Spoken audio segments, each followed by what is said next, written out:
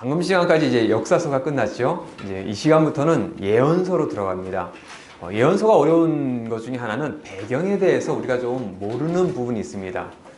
예언서 가운데 시작하면서 어느 왕 어느 때라고 얘기하는 예언서가 있는 반면에 일부 예언서 중에는 없는 부분이 있습니다. 즉 예언서는 그 왕들의 시대와 그리고 역사적인 배경들, 문화적인 배경들 가운데 실질적인 사실 가운데서 쓰여지고 있습니다. 그러니까 저희가 예언서를 잘 알려면은 그 시대가 어떤 시대였고 이스라엘 역사가 어땠었는지 주변 정세가 어땠었는지를 알았을 때 그래서 예언자들이 그런 얘기를 했었구나라는 것이 더 와닿습니다. 근데 지금 성경이 역사서가 보시면요 17권이 이렇게 앞에 있죠. 그리고 시가선이 있고 그다음에 예언서가 이렇게 있습니다. 그러다 보니까 배경이 되는 역사서를 앞에서 쭉 읽고 나서 시가서를 읽고 나서 예언서를 가다 보니까 배경적인 게 많이 잊혀지고 읽히고 있습니다. 요즘에는 뭐 연대기로 읽는 성경들이라고 해서 이런 역사서를 안쪽에 집어넣긴 하는데 읽다 보면은 역사서와 그다음에 예언서가 같이 배경적인 게 섞이지만 도리어 이게 좀 더 뭐랄까요 루즈에다라고 할까요? 더 이렇게 밀리는 부분도 있습니다. 또 각각의 열왕기 상하, 그다음에 역대 상하가 쓰여지고 있는 이유도 분명히 있습니다. 그러니까 열왕기 상하, 역대 상하는 포로와 포로 후기에 쓰여진 서신이라면은 바로 이 예언서들은 이 열왕기 상하, 역대 상하가 쓰여지고 있었던 바로 그 당시에 쓰여져 있습니다. 그러니까 배경적으로도 역대기 상하, 열왕기 상하에서도 보이지 않는 일부분의 그런 역사적인 모습들도 나오고 있습니다. 그러니까 그런 연결점이 있고 또 역사적인 부분, 문학적인 부분들을 좀 아셔야 그래서 각각의 예언서들이 쓰여지고 있구나라고 볼 수 있습니다. 그리고 예언서도 보시면은 지금 저희가 이사야부터 대예언서 5권, 소예언서 12권이 이렇게 이루어져 있지만 예언서의 분류가 보시면은 북이스라엘에게 보내고 있는 것이 이제 아모스, 호세아서가 있고요. 그다음에 남유다는 요엘, 미가, 이사야, 스바냐, 예레미야, 하박국, 예레미야, 에게가 있습니다. 그리고 아술에게는 요나, 나움이 있고요. 그다음에 에돔에게는 오바댜가 있습니다. 그리고 바벨론 포로로 잡혀가면서 1차, 2차에서 잡혀갔던 다니엘이 있고요. 에스겔이 쓰여지고 있습니다. 그리고 포로 후계는 학개, 스가랴, 말라기가 이렇게 쓰여지고 있습니다. 그러니까 지금 저희가 보고 있는 이사야부터의 순서도 역사적인 순서가 아니라 대예언사, 그러니까 예언자들이 얼만큼 많은, 그러니까 대예언자가 양이 많은 그런 예언자가 아니라 얼마만큼의 사역 기간이 긴가, 그것이 바로 대예언자 4명이죠. 5권이지만 4명입니다. 이사야, 예레미야, 호세야, 다니엘. 맞죠? 에스겔까지요. 죄송합니다.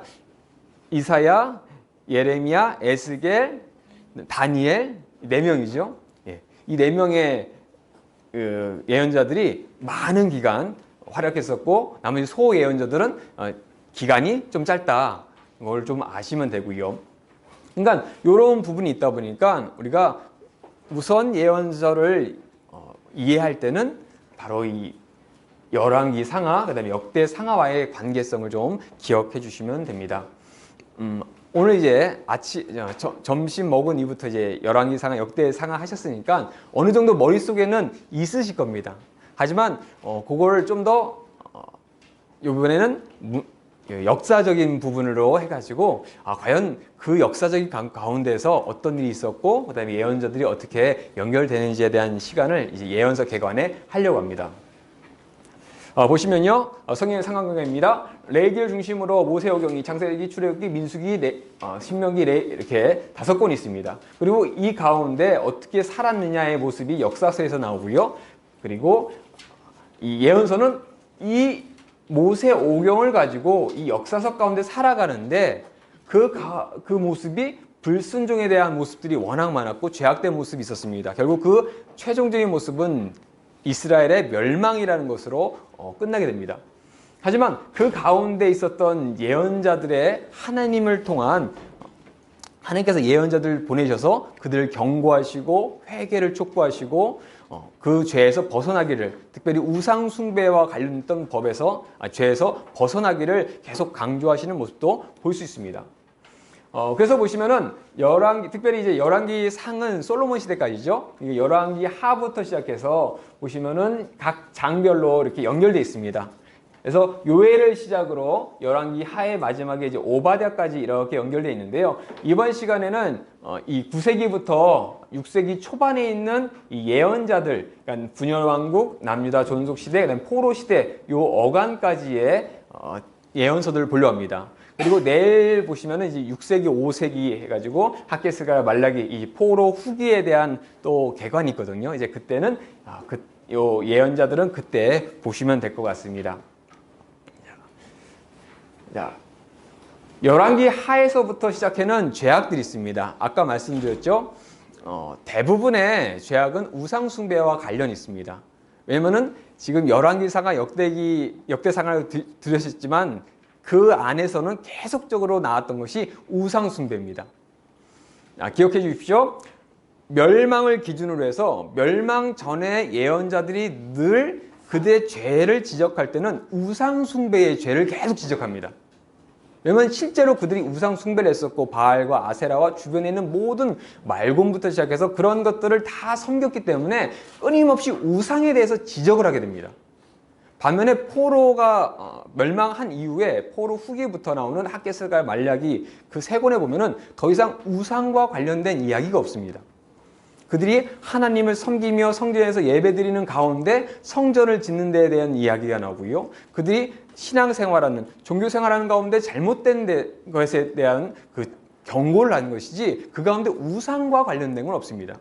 왜냐하면 멸망 후에 포로로 갔다 온 이후에 그들에게는 더 이상 우상이 의미가 없다는 걸 알게 됩니다. 오직 하나님만이 유일한 하나님이 됩니다. 주변에 어떤 민족이 우상을 섬겨도 더 이상 그 문제가 없습니다. 그러니까 예언서를 보시면서 예언서 뭐 이사야가 제1, 제2, 제3 예사야지만 그 각각 내용에서 만약에 지금 우상에 대한 부분이 계속 나오고 있다 한다면은 이것은 멸망 전에 쓰였구나. 멸망 전에 문제를 지금 얘기하고 있구나라고 보시면 되고요. 만약에 예언 안에서 우상과 관련 안 된 부분이었다라고 한다면은 이거는 멸망 이후에 쓰였구나라는 것을 아시면 됩니다. 그래서 그 가운데 많은 죄가 있었습니다. 많은 죄가 있었는데 하나님께서 각 시대마다 예언자를 보내시면서 지적하시는 죄입니다. 그러니까 보시면은 여기 우상 숭배, 거짓 종교, 혼합 종교, 뭐 바알 종교, 아수르 종교 이렇게 있지만 이것이 그 당시에만 있었던 죄가 아니라 늘상 있었던 죄 가운데 하나님께서 지적하시는 겁니다. 바알 종교가 이때부터 쭉 있었는데 이때에 주요하게 지적하시면서 이것이 큰 죄다. 너네가 이것을 벗어나야 된다라고 하는 그 지적이 있는데 바로 솔로몬에서는 우상 숭배였죠. 결국 그 우상 숭배 때문에 왕국 분열의 원인이 됩니다. 열왕기에서는 솔로몬의 죄 때문에 그것을 분열시키겠다 하지만 다윗을 봐서 네 때는 안 하겠다. 너 이후에 너희 아들 때 하겠다라고 했지만 역대하에서는 역대하에 보시면은 솔로몬이 아니라 르호보암과 여로보암의 그런 잘못된 정치와 그런 문제 때문에 분열했다라고 표현하고 있는데 어쨌든 그 우상 숭배의 문제가 이때부터 시작됩니다. 그리고 여로보암 때는 이제 거짓 종교와 혼합주의입니다.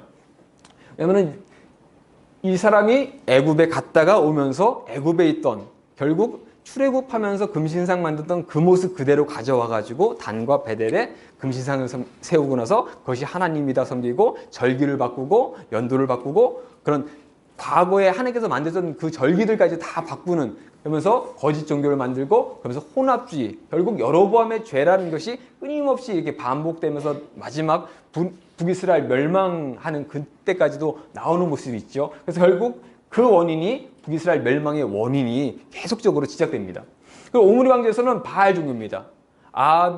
오므리가 자기 아들과 시돈에 있는 이세벨을 결혼시키면서 바알 종교가 들어오고 이제 바알과 아세라가 북이스라엘의 주요 종교가 되면서 850명이 되는 그 제사장도 있을 정도로 그래서 엘리야와 갈메사에서 한번 대결하자 해가지고 바알 제사장 450명과 대결했.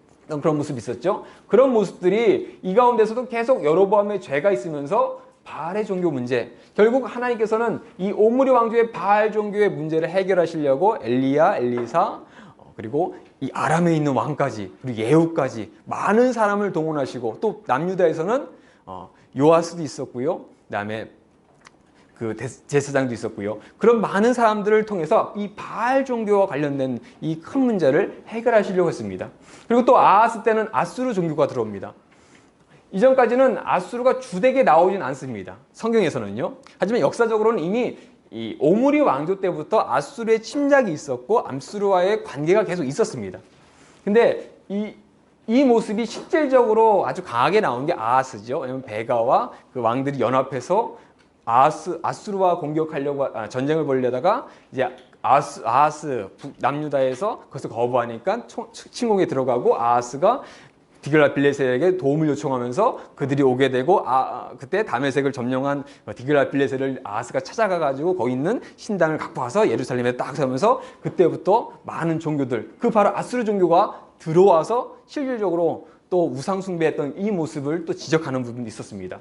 그리고 히스기야 때는 이 종교 개혁을 하지만 마지막에 보시면은 그 바벨론의 그 에일무로가 아니죠. 그 바벨론에서 사절단이 오게 되고 사절단한테 다 보여주죠. 아무것도 없는데 하나님의 영광, 하나님께서 자기를 도와주셔서 18만 5천 명을 이겼던 그 이야기를 해야 되는데 그것이 아니라 도리어 바벨론에게 뭔가 도움을 요청하는 그런 부분 때문에 결국 성전의 멸망에 대한 너 이후에 멸망당할 것이다 라고 하는 그때 교만했던 모습도 나타나게 되죠. 그리고 문하세가 되면서 히스기야 때 아수르에 의해서 예루살렘 성 외에 다 점령당하거든요. 다 피폐한 상태에서 그러니까 그나마 아버지는 그래도 종교개혁하면서 어떻게든 신앙을 지키려고 했는데 문하세 아들은 보니까 종교 지키려고 하다가 모든 걸 다 잊게 되죠. 그러니까 그것을 차지하려고 결국 아수르에게 조공을 바치고 55년이라고 하는 많은 기간 동안 통치를 하지만 온갖 종교를 다 갖고 와가지고 결국 이 죄를 하나님께서 기억하셔가지고 요시아가 종교개혁할 때도 여전히 므낫세의 죄 때문에 너희를 멸망시키겠다고 하는 남유다의 멸망에 대한 원인이 이때 제공됩니다. 그리고 마지막 시드기야 때도 요시아가 종교개혁을 하면서 뭔가 다시 한번 유대가 회복되는 것 같았지만 요시아가 죽음으로 말미암아 다시 우상숭배에 빠지고 과거의 우상들에게 우리가 섬기지 않았던 이유 때문에 지금 바벨론에서 고통당하고 어려움당한다라고 얘기하기 때문에 우상숭배를 하게 되고 바벨론 종교가 이때부터 들어오게 됩니다. 그러니까 이런 과정 가운데 이런 죄악 가운데 결국 남유다는 멸망하게 되죠. 바로 이 가운데 예언자들이 나타나서 하나님의 말씀을 전한 겁니다. 그것이 단순히 미래에 대한 것이 아니라 지금 그들이 현재 짓고 있는 죄의 문제 가운데 그대의 현장 가운데 무엇이 하나님의 말씀 가운데 잘못된 건지 무엇이 하나님의 길인지를 선포하며 하나님께 회개하고 돌아오라는 것을 전하는 것이 바로 이 예언자들이었습니다. 특별히 이제 17명의 저희가 보통 얘는 이제 문서 선지자죠. 문서 선지자들이 이렇게 나오고 있습니다. 자, 보시면요. 예언자란 누군가라고 봤을 때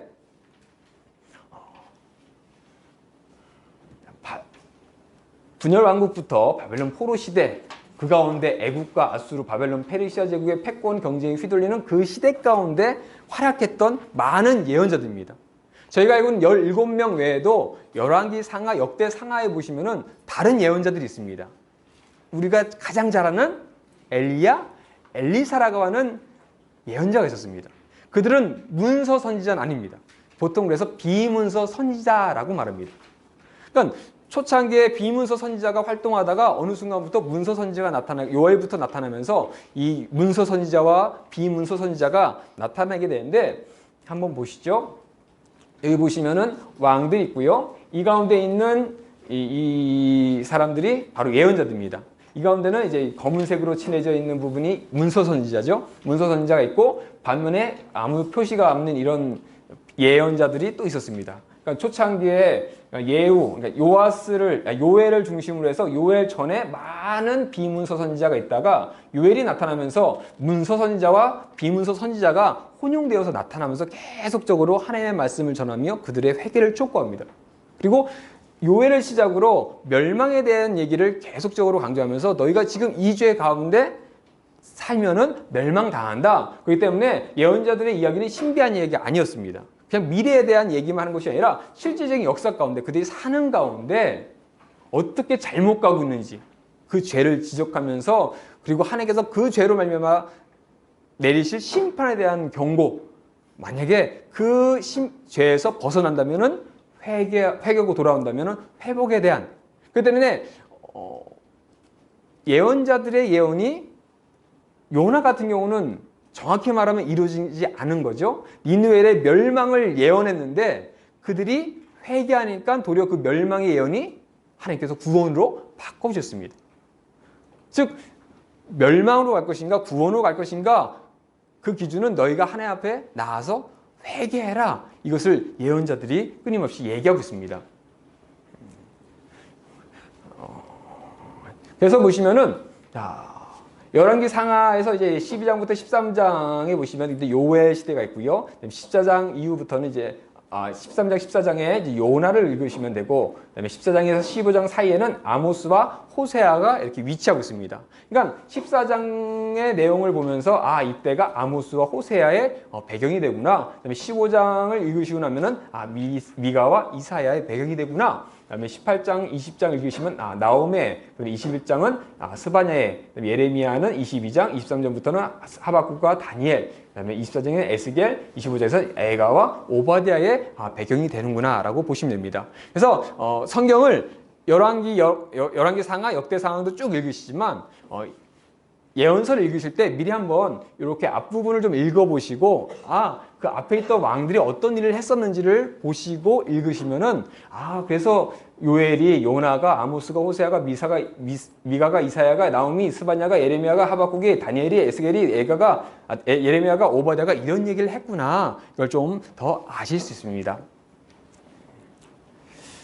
보시면요, 주요 강대국의 역사에 연결된 부분입니다. 한번 보셨죠? 처음에 창세기부터 출애굽기에는 애국과의 관계였습니다. 그리고 가나안 국가에서는 여호수아와 사사기였고요. 블레셋에서는 사사기 후반과 그다음에 사무엘상하, 사무엘하가 있었고요. 아람과의 관계에서는 열왕기 상이 있었고요. 아수르는 열왕기 하, 그다음에 바벨론은 열왕기 하가 있습니다. 그리고 페르시아는 다니엘과 에스라와 느헤미야가 이렇게 연결되어 있습니다. 보시면은 제가 말씀드렸는데 미리 얘기하겠습니다. 아수르가 열왕기 하 부분에서 특별히 아람과 아수르가 한꺼번에 나오고 있습니다. 그러니까 그런 부분도 좀 기억하시면 되는데, 왜냐면 이따 말씀드리겠습니다. 자, 한번 이제부터 들어가겠습니다. 자, 첫 번째는 이제 주전 9세기입니다. 주전 9세기는 기본적으로 이제 바사 왕조, 북이스라엘 바사 왕조, 오므리 왕조, 예후 왕조가 통치하던 시대입니다. 그러니까 여로보암 왕조가 멸망한 이후에, 바사에서 죽은 이후에 바사 왕조가 세워졌다가 결국 또 오므리 왕조에 의해서 세워지고 그다음에 예후 왕조가 세워지는 이 시점입니다.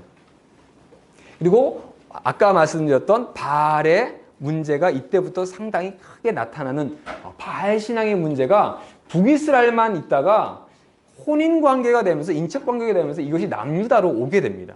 그러면서 이 바알의 문제가 북이스라엘과 남유다에 영향을 미치는 상황이었습니다.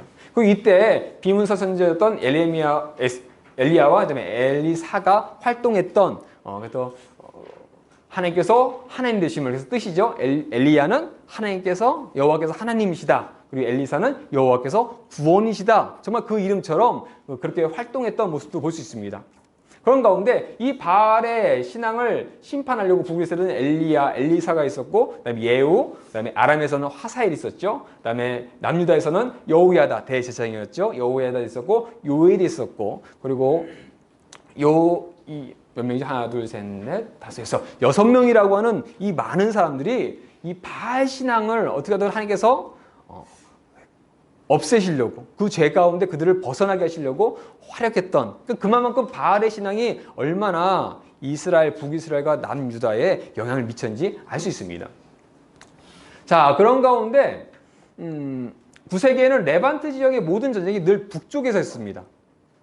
이스라엘 중심으로 모압과 암몬, 에돔, 그다음에 밑에 있는 애국도 있었고 위에 아람이 있었는데, 늘상 전쟁이 북이스라엘과 남유다의 전쟁도 있었지만 저 북쪽에 아람에서 오고 그다음에 아수르가 또 오기도 합니다. 그래서 9세기 초반에는 오므리 왕조 통치 기간의 초창기에는 대부분이 아람과의 전쟁이었습니다. 그래서 아합도 아람과의 전쟁에서 죽게 되죠. 그리고 그 아들이었던 예후가 등장하는 바로 그 시점도 아람과의 전쟁에서 길랏 라못을 차지하려고 하다가 죽는 일이 있었습니다. 근데 이 전쟁 가운데 무슨 일이 있었냐면은 아수르라고 한 나라가 나타나게 됩니다. 성경 가운데서는 문하햄 때나 돼서야 아수르의 불, 아수르의 디글랏 빌레셀이라고 하는 왕이 등장하는데 이미 그 전에 오게 되는데 특별히 아수르에 있는 나시르팔 2세와 살마네세 3세가 등장하게 되면서 레반트 지역의 여러 국가들의 큰 위협이 됩니다. 왜냐면 워낙 강력했었기 때문에 그런 세력들을 막기 위해서 연합됩니다. 그러니까 아람이 대적자였지만 동시에 아수르와의 관계에서 함께 연합하는 모습도 나타납니다. 그래서 아합이 시돈의 딸과 결혼을 하지 않습니까? 그러니까 성경 가운데 어떤 왕이 외국에 있는 여인과 결혼했다라고 하는 부분이 크게 두 가지가 나오는데 솔로몬 때 애굽에 있던 여인 공주와 결혼했다라고요. 아합 때 시돈의 그 이세벨과 결혼했답니다. 그 얘기는 뭐냐면은 솔로몬 당시에 그만큼 국력이 강했기 때문에 애국에 있는 그 공주와 결혼할 수 있었던 거고 아합도 그만큼 국력이 강했기 때문에 시돈의 이사벨과 공주와 결혼할 수 있었던 겁니다. 그러니까 아합이 성경 가운데서는 악한 왕이었지만 당시 문화적으로 사회적으로 본다면 강력한 왕이었죠. 그러니까 아람과의 대적을 했을 뿐만 아니라 아람과 연합하여 아수르와 전쟁을 벌이기도 했던 상당히 강력한 왕이었습니다. 그런 가운데 살마네세 3세가 사망하게 되면서 아수르라고 한 나라가 디글랏 빌레셀, 그러니까 문하햄 시대 때나 돼서야 나타날 정도로 약해지는 부분이 있습니다. 자, 보시면요. 그때 아수르가 오게 되는 이유가 여러 가지 있었는데 특별히 아수르 지도 한번 보시죠. 이제 아수르가 이렇게 있습니다. 이쪽에 이제 아수르가 있었고요. 아수르라는 것이 이 도시의 이름이면서 동시에 나라 이름이랍니다. 그러니까 바벨론도 바벨론 도시가 있고 이 도시가 강력해져서 땅을 점령하면 바벨론 제국이 되는 거죠. 그런 것처럼 이제 아수르가 있었는데 아수르라고 하는 나라가 고대 바벨론이 약해지고 아수르가 이제 바벨론을 점령하게 되면서 이들이 점점 강력해지는 방법이 우선 북쪽으로 올라갑니다. 왜냐면 길이 여기서부터 이렇게 올라가서 아시죠? 여기 아브라함도 이쪽부터 쭉 올라와서 하란까지 갔다가 이렇게 내려가지 않습니까? 바로 이 길을 갈 수밖에 없는 구조로 돼 있었습니다. 왜냐면 이쪽 사막이기 때문에 돌아가게 되니까요. 그러니까 아수르가 우선적으로 가려면은 이쪽을 바벨론을 점령하고 나서 여기 나온 우라루트 북쪽에 있는 지역을 점령하고 밑으로 내려가야 됩니다. 근데 이쪽을 점령해야 되는 이유가 이쪽으로 무역로가 다 갑니다. 그러니까 무역로를 점령해야 많은 이득을 차지할 수 있고 그런 많은 이권을 차지할 수 있고 특별히 이쪽에 있는 뭐 자원이라든지 그다음에 말이라든지 여러 가지 것들을 차지하기 위해서 이쪽을 차지하게 됩니다. 그러니까 북쪽을 차지한 이후에 갈 수 있는 것이 이 지중해 쪽이죠. 특별히 이 애굽이라는 나라가 곡창지대입니다. 그러니까 늘 아수르, 바벨론, 그다음에 나중에는 바사도 마찬가지고 이렇게 애굽으로 늘 방향을 갑니다. 그러니까 가다 보면은 만나는 첫 번째 이쪽에 있는 것이 아람이죠. 첫 번째 여기 아람이 이렇게 있고요. 그 다음에 북이스라엘, 그 다음에 남유다 구조가 됐습니다. 그러니까 아수르가 바벨론이 바사가 올라가면은 처음으로 만날 수 있는 지역이 바로 이 다메섹 지역에 있는 아람 지역. 만약에 아람이 무너지면은 북이스라엘이 어려운 거죠. 북이스라엘 멸망하면은 남유다가 어려운 거죠. 반면에 애굽은 이쪽에 있는 바벨론, 아수르, 바사를 막으려면은 유다, 북이스라엘, 아람이 든든히 있어야 안전합니다. 그러니까 이 지역을 중심으로 애굽과 바벨론, 아수르, 바사가 정치적인 문제로 이렇게 움직이게 됩니다. 그러니까 북이스라엘이 아람과 늘상 전쟁을 있는데 이 가운데 아수르가 이제 이쪽 우라루트를 점령하고 내려오는 겁니다. 그러니까 첫 번째로 올 수밖에 없는 게 아람이죠. 그러니까 아람이 맨날 북이스라엘과 전쟁하다가 가만히 있으면 아수르한테 점령되니까 힘을 모아가지고 싸웁니다. 근데 바로 이 아수르가 하는 부분이 이제 그런 부분이 있는데요. 그러니까 아수르가 위쪽에 있는 북쪽에 있는 부분을 점령해야 되고 또 하나가 있는 게 뭐냐면은 아수르의 신이 있습니다. 이거 그 신이 세계의 최고의 신이라는 걸 보여줘야 됩니다. 그럼 그 신이 최고라는 것을 보여주는 첫 번째는 전쟁에서 이기는 겁니다. 그러니까 점령을 하고서 끊임없이 전쟁을 벌이는 이유가 우리가 최고의 신이니까 다 점령해야 된 겁니다. 다 점령해서 우리가 섬기는 신이 최고의 신인 것을 보여줘서 종교 국가로서 제국을 만들어내는 그 영향력. 그러면서 아수르가 점점 강성해지고 보통 이제 제국이라고 했을 때 아수르가 먼저 등장하는 부분도 바로 이때 나타나게 됩니다. 그렇기 때문에 보시면은 아수르 나시르팔이라고 하는 사람이 나타났는데요. 여기 보시면은 자 이렇게 바사 시대에 있고요, 아사 시대 때 요쯤 됩니다. 그러니까 이때부터 아수르 나시르팔이 이제 카락을 재건하고 아수르의 그 도시가 주변 지역을 점령하기 시작하면서 큰 나라로 형성되기 시작합니다. 그리고 바벨론을 점령하고 아까 말씀드린 우라르트도 점령하고 그러다 보니까 아람과 북이스라엘 이 지역에서 위험을 느껴서 연합하게 됩니다. 그러면 전쟁을 벌이게 되는데 특별히 이제 살만 에셀 3세 때부터 전쟁을 벌이게 되는데 가장 큰 전투가 카르카르 전투라고 하는 853년의 전투가 있었습니다. 그러니까 이때 전쟁을 벌이게 되는데 뭐 비석도 검은 오벨리스크라고 하는 그 비석도 있는데 거기서는 살만에셀이 대승했다 이렇게 표현합니다. 그러니까 실제로 그렇게 크게 이겼습니다. 그러니까 전쟁을 벌이면서 아람과 북이스라엘과 그 이스라엘 지역에 있는 나라들이 타격을 입을 정도로 큰 패를 하고 아수르가 이겼는데 그 이후에 그 아수르가 내려오지 못합니다. 그래서 보통 학자들이 대승을 거뒀는데 역시 살만에셀 3세도 큰 타격을 입어서 바로 오진 못했구나 라고 생각합니다. 근데 이 이후에도 한 5번인가 계속 전투를 벌여가지고 어디까지 오냐면은 여기 보시면은 톡 튀어나온 데 있던 산이 뭐죠? 하면은 있던 산이 갈멜산이죠. 그 지역까지 점령하게 됩니다. 그러니까 나중에는 어디까지 가게 되면 이때 이제 예후가 조공을 드리는 부분이 있었습니다. 그러니까 그것이 실제로 아수르의 그 기록 가운데 예후가 조공을 드리는 그런 이렇게 인터넷이나 찾아보시면은 그런 그림이 있는데 바로 그런 시대였습니다. 그러니까 카르카르 전투로 인해서 5번의 전투로 인해서 아람과 북이스라엘이 약해졌습니다. 근데 이게 어제의 동맹이 내일의 원수죠. 북이스라엘의 아람이 약해지니까 그 틈을 타서 전쟁을 벌인 겁니다. 가지고 길르앗 라못을 쳐들어가서 853년에 전투가 벌어져서 아람이 약해진 틈을 가서 852년에 1년 만이죠. 1년 만에 남유다의 여호사밧이랑 연합해가지고 그 지역 찾으러 갔다가 죽는 사건이 벌어지죠. 자, 그렇게 해서 죽게 됩니다. 그런 가운데 이제 오므리 왕조 마지막에 보시면은 예후가 나타나겠죠. 예후가 이제 점령하게 되는데 예후가 나타나고 이제 오므리 왕조를 멸망시킵니다.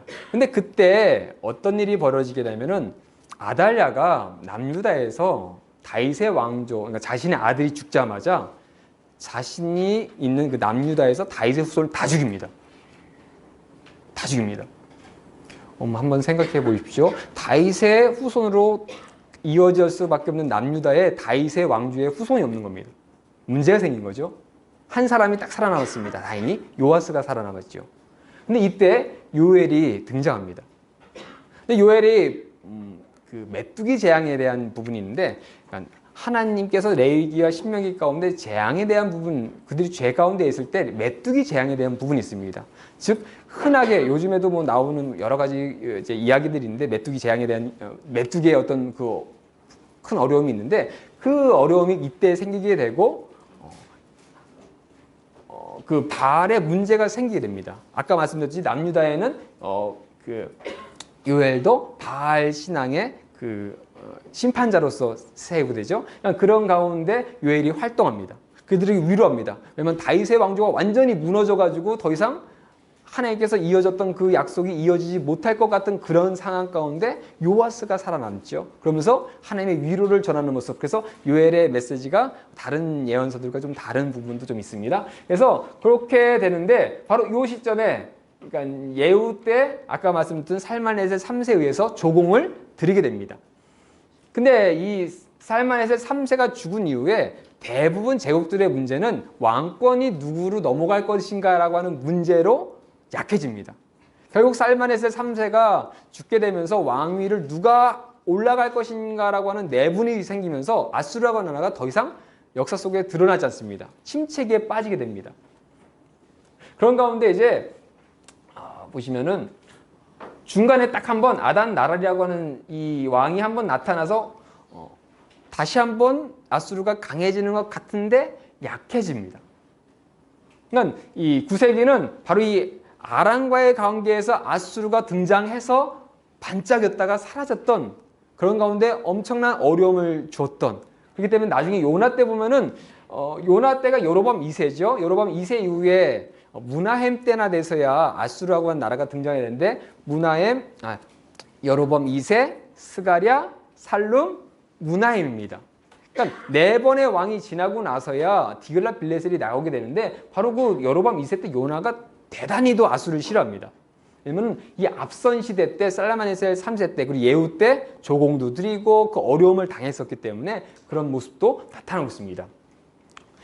8세기를 벌써 얘기드렸네요. 자, 8세기입니다. 8세기는 남유다는 8대 왕 요아스부터 히스기야의 통치 시기입니다. 이때 가장 주력적으로 저희가 알아야 될 사건은 북이스라엘의 멸망입니다. 보시면은 이제 11대 여호아스부터 시작해서 19대 호세아의 통치 기간입니다.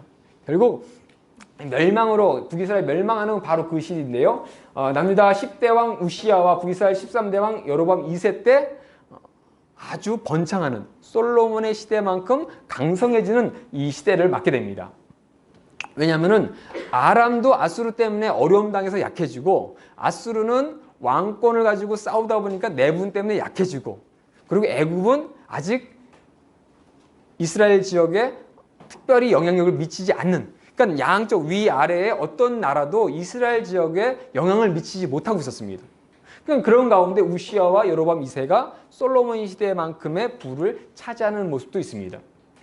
그리고 후반기에 되면은 이때 이제 후반기에 아수르의 디글랏 빌레셋 3세가 등장하게 됩니다. 그러면서 이 이스라엘 레반트 지역에 압박이 되게 되고, 그때 이제 연합하기도 되고, 그다음에 북이스라엘, 아람, 그다음에 주변 국가가 연합하는데 이때 아하스 남유다의 왕이 안 했다가 전쟁을 벌이고, 그때 디글랏 빌레셋에게 원조를 요청하면서 디글랏 빌레셋이 오래되면서 아람이 멸망하고, 그다음에 북이스라엘이 큰 피해를 입는 그런 상황 가운데, 그러니까 바로 이런 반아수르 동맹이 등장하기도 합니다. 이런 가운데 활동의 선지자가 요나, 아모스, 호세야, 이사야, 미가 선지자가 등장하게 됩니다. 8세기 초반은 아까 말씀드렸듯이 패국들의 공백기입니다. 어느 누구도 이스라엘 지역, 레반트 지역을 공격할 수 있는 능력도 안 되고 상황도 안 됐습니다. 그렇기 때문에 자, 이 지도죠. 자, 여로보암 2세고요. 그다음 우시야 때 이 큰 지역을 차지하게 됩니다. 그래서 이 솔로몬 시대 에시온 게벨부터 저 위에 있는 이 큰 지역, 거의 이 지역과 맞먹을 정도의 큰 지역을 차지하게 됩니다. 그러니까 솔로몬 이후에 가장 큰 영토를 차지하던 시대가 바로 우시야와 여로보암 2세 시대입니다. 근데 이 우시야 시대 때 이사야 보시면 우시야 죽을 때 죽는 해에 얘기하면서 예언을 하면서 많은 얘기를 하는데, 뭐 성전을 너희가 와서 제사를 드렸는데 성전 마당만 밟고 갔다라고 하는. 그러니까 이렇게 강력해졌는데 아모스, 호세아에 보시면은 그들이 가난한 사람들을 착취하는 모습, 미가에서도 나타나죠. 그러니까 강력해져서 하나님께서 아람과 아수르와 애국과 어느 누구도 건들지 못해서 가장 큰 솔로몬 이후에 큰 나라를 이루게 했는데 그 부를 가지고 자신들의 배를 불리고 어려운 사람들을 착취하는 그런 죄악을 끊임없이 벌였다는 거죠. 그런 가운데 8세기 중엽에 아수르가 다시 부흥하는 시대가 됩니다. 디글랏 빌레셋 3세가 등장하면서 바벨론을 점령하고 북쪽에 있던 우라르트를 점령하면서 남쪽으로 오게 됩니다. 말씀드렸죠? 첫 번째는 바벨론 지역으로 갔다가 이쪽 지역 점령하면은 북쪽으로 갔다가 그 다음에는 이제 지중해 쪽을 해가지고 애굽으로 이제 향하게 됩니다. 그러니까 디글랏 빌레셋에 의해서 다시 강력해지고 있는 가운데 북이스라엘과 아람과 주변 나라들이 연합하고 있는데 남유다가 안 하니까 공격하려다가 이 디글랏 빌레셋의 도움으로 이 지역이 점령하게 되고 이제 아람이 멸망하는 그런 일들이 발생하면서 진짜 북이스라엘은 말 그대로 이제 풍전등화, 이제 멸망의 길로 가고 있던 바로 그 시대였습니다. 이제 디글랏 빌레셋의 원정이고요. 자, 그 가운데 보시면은 자, 요나가 등장합니다. 그냥 그 초반에 있던 그 공백기 가운데 하나님께서는 요나라고 하는 북이스라엘도 하나님의 말씀을 안 듣고 죄악 가운데 있고 요나조차도 말씀 보시면은 요나도 하나님의 마음 모릅니다. 하나님께서 원하신 것도 모르고 끊임없이 그냥 자기 미워하는 우리 어렵게 했던 나라 다시 회복되는 거 싫다고 하는 하나님의 뜻은 그게 아닌데 전혀 다르게 행동하는 그런 요나를 통해서 그런 나라조차도 회개하면은 용서하겠다라고 하는 그런 모습을 또 보여주십니다. 그 가운데 바로 이 우시야와 그다음에 여로보암 2세 때 요아스, 아모스, 호세야, 이사야, 미가를 통해서 그 당시의 죄악들에 대한 모습들 그것을 얘기하고 있습니다.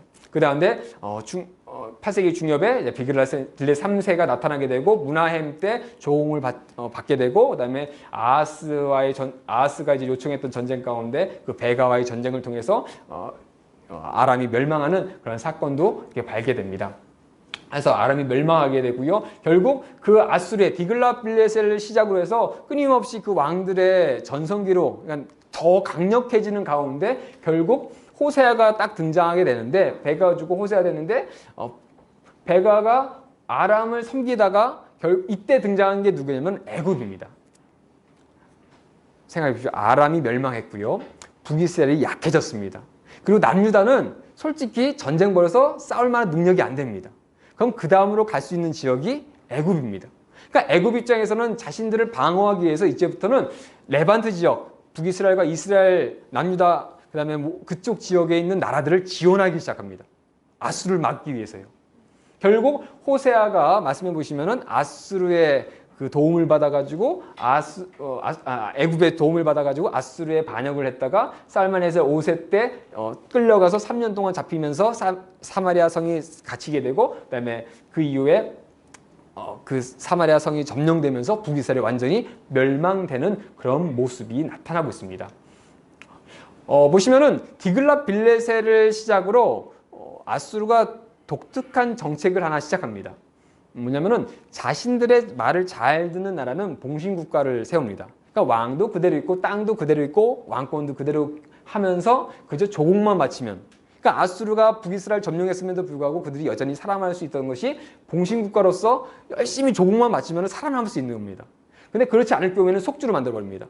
왕권도 다 박탈하고 총독분해서 자신들의 제국안에 편입되는 그건 가운데 디글랏빌레셀 때 무슨 일을 벌이냐면은 바벨론 지역, 그 메소포타미아 지역이 늘상 어떤 나라가 크게 되면은 반란이 자주 납니다. 약해지면요.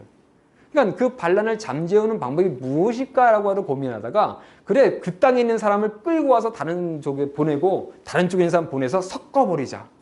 그러면은 민족성이 약해져 가지고 이것들이 반란을 안 일으키지 않겠냐라고 생각을 하면서 그때부터 각 나라들을 점령하면서 그렇게 막 섞어버린 겁니다.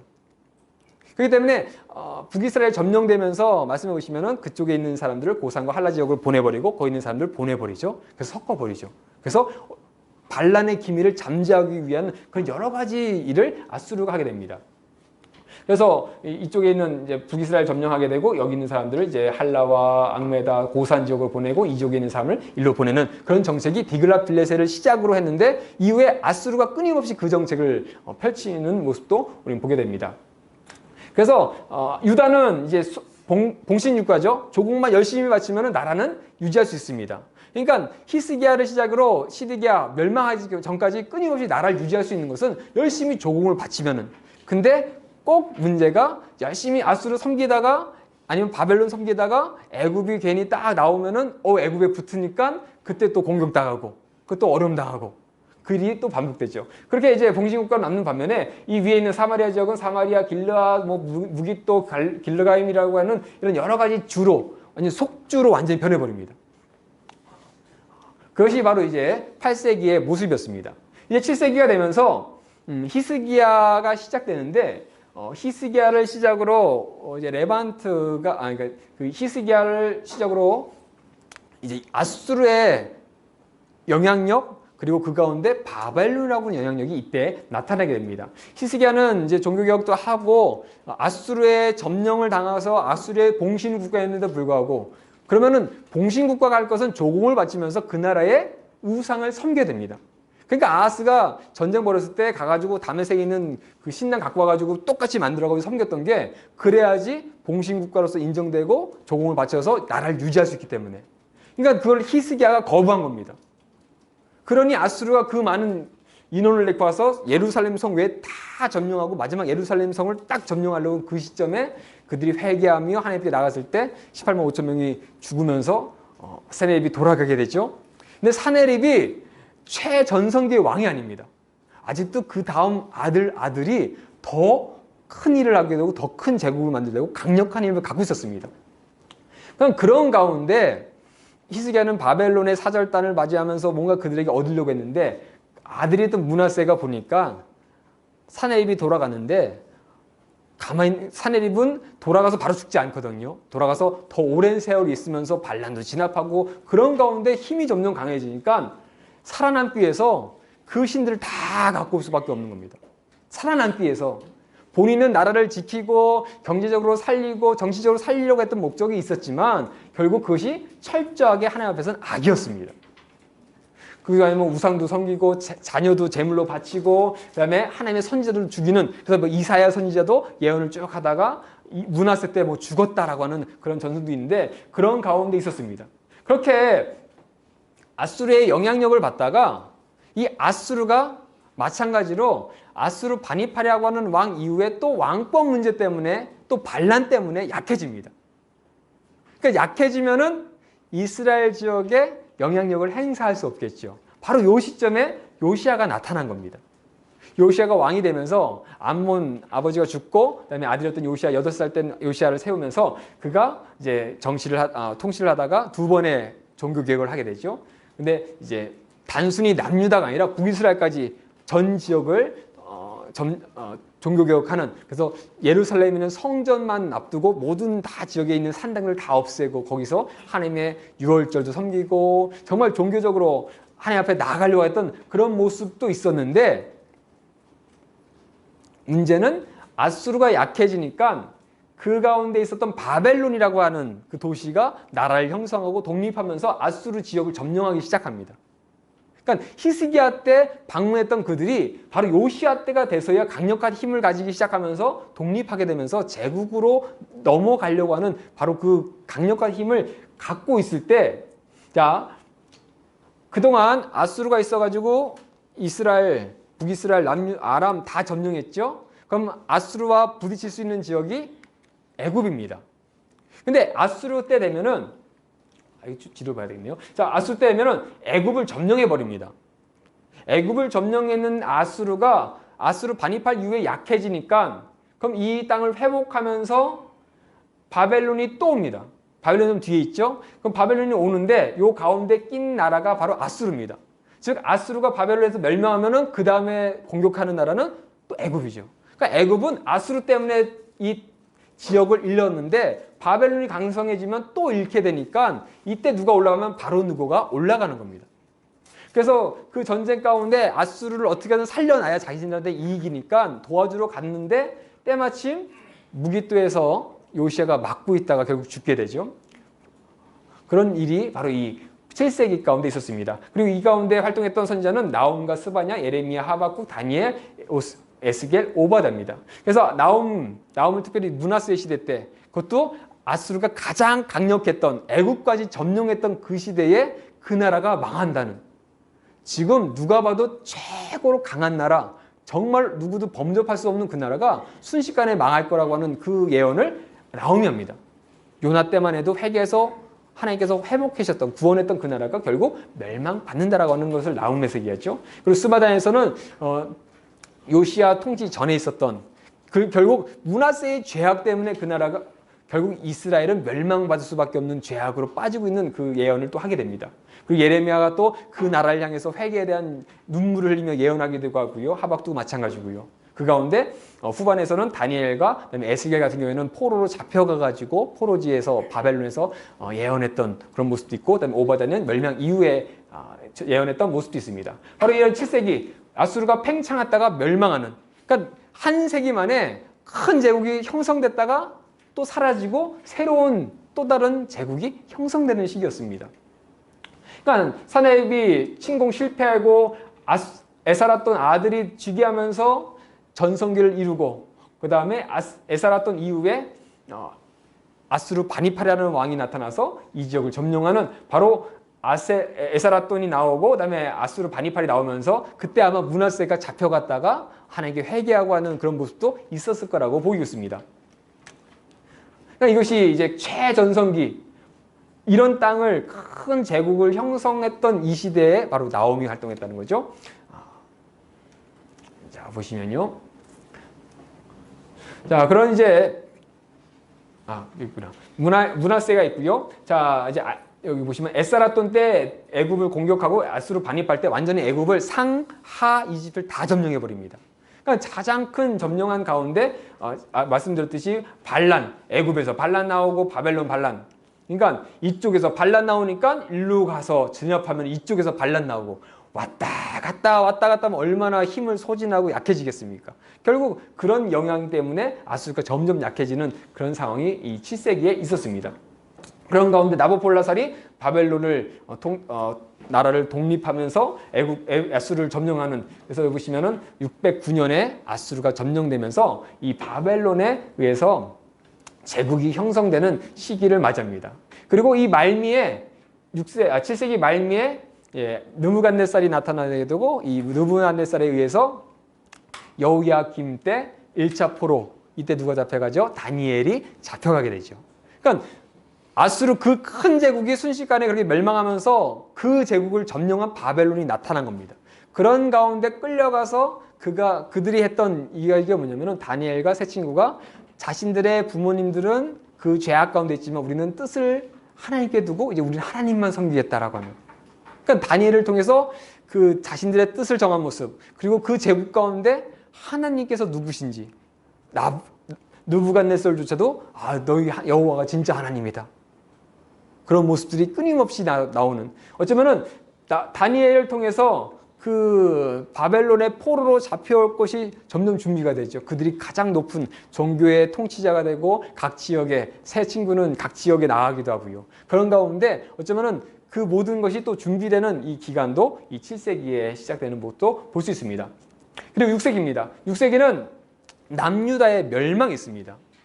여호야김 시대를 거치면서 7세기에서 6세기로 넘어오게 됩니다.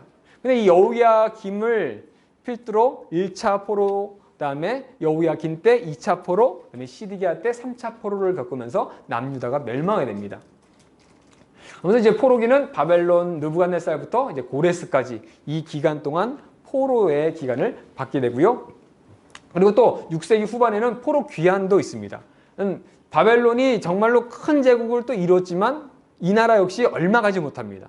바사라고 하는 특별히 바레사 고레스에 의해서 예언되었던 고레스 시대 때 그들이 다시 돌아올 것이고 뭐 그런 얘기가 있었는데, 그런 것이 또 70년 만에 회복되는, 예레미야의 70년 회복도 이루어지는 시기가 바로 이 6세기에 있었습니다. 그러면서 바사의 통치 가운데 종교의 자유, 그들이 돌아가서, 왜냐면은 아수르 바벨론이 끊임없이 잡아오고 그들의 종교를 못 믿게 하고 만신선치라서 여기서만 해라라고 했던 그런 모습으로 탄압했었는데, 고레스가 보니까 그렇게 해서는 바벨론 아수르의 모습을 따라갈 수밖에 없으니까 그럼 너네는 각자 지역으로 가서 거기서 종교를 믿고 거기서 너네 고향으로 돌아가라. 고레스는 정치적으로 그렇게 자기는 했지만 하나님께서는 그것을 보시고 너희가 고레스의 그 모습을 통해서 회복될 것을 이미 훨씬 전에 얘기하셨죠. 그것을 이루시는 기간이 바로 이 6세기입니다. 남유다 침노기니까 넘어가겠습니다. 자, 그런 가운데 고레스가 나타나게 되면서 자, 이제 여기 보시죠. 이제 이 큰 제국을, 특별히 바벨론은 애굽을 점령하지 않습니다. 왜냐면은 아수르의 문제 중에 하나는 반란의 문제였습니다. 그러니까 여기 바벨론 지역에 점령하면은 일로 쫓아왔다가 또 저쪽 문제 있으니까 여기로 쫓아가고, 이 문제로 늘 어려움 당했으니까 바벨론은 머리 씁니다. 우선 내가 점령해서 통치할 수 있는 지간을 다 잡고 애굽은 봉신국가처럼 조공만 드리는 형식으로 땅을 점령하진 않습니다. 속주도 삼진 않습니다.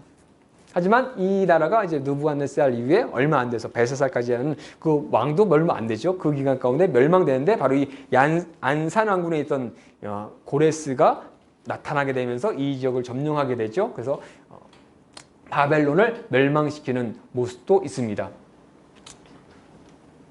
자, 보시면요.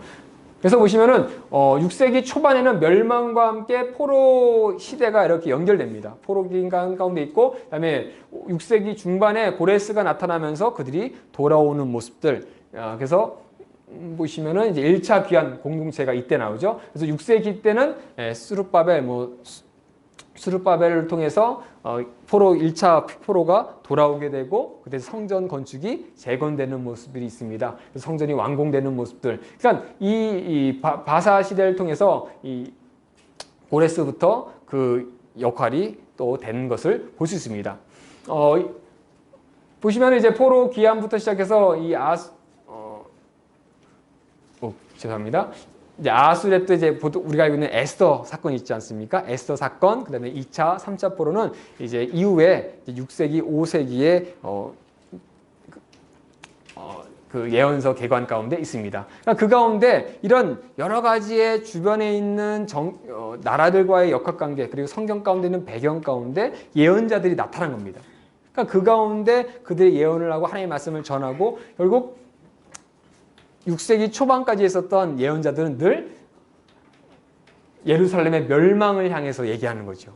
너희가 결국 그 어려움을 당하고 죄악 가운데 있으면 이 멸망을 당할 것이다.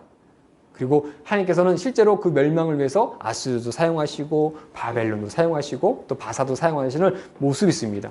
그러니까 이런 여러 가지 관계 가운데서 예언자들이 그런 가운데 얘기했구나. 요나가 그냥 갑자기 나온 것이 아니라 그런 9세기 때 8세기 초반에 있었던 그런 아수르와의 관계 가운데서 그런 얘기를 했었고 어쩌면 그 큰 제국이었던 아수르가 그런 얘기를 받았구나. 그리고 그 우시아와 북이스라엘에 있었던 그 여로보암 2세 때 강력해질 수밖에 없었던 게 아수르의 그 약해진 모습들, 애굽의 모습들 그런 모습 가운데 강해졌었구나. 그런 모습도 좀 보시면 되고요. 그리고 이후에 아수르가 강력해지면서 그 가운데 있었던 이야기들 그리고 바벨론이 나타나면서 있었던 이야기들 그 가운데 나타났던 나홈, 스바냐, 하박국, 예레미야 그리고 바벨론에서는 다니엘, 그다음에 에스겔까지 이런 예언자들이 활동했었구나. 그래서 그런 관계들을 보시면은 하나님이 어떤 마음을 품고 계셨는지, 어떤 마음으로 그들을 바라보셨는지, 그리고 정말 에스겔의 말씀에 보면은 에스겔의 부인이 죽는 날이 멸망나는 날이지 않습니까? 그날 울지도 말고 애곡하지도 말고 그런 하나님의 마음을 담은 그런 마음을 예언자들을 통해서 얘기하고 있는 모습들을 우리가 예언서에서 좀 봤으면 좋겠습니다.